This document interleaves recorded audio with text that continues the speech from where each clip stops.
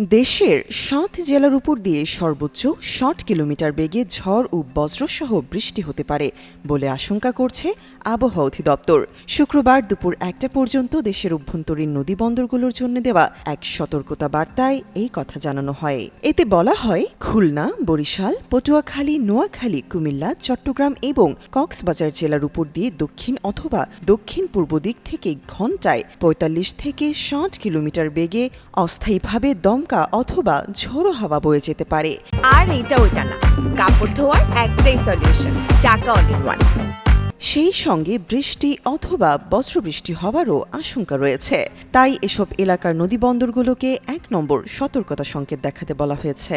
এদিকে আবহাওয়া অফিসের অপর এক বিজ্ঞপ্তি অনুযায়ী আগামী কয়েকদিন দেশের সব বিভাগেই অস্থায়ীভাবে দমকা হাওয়া সহ বৃষ্টি অথবা বজ্রসহ বৃষ্টির পূর্বাভাস রয়েছে। সেই সঙ্গে দেশের কোথাও কোথাও মাঝারি ধরনের ভারী বর্ষণও হতে পারে। তামান্না তাবাসসুম ত্রিয়া, যুগান্তর নিউজ।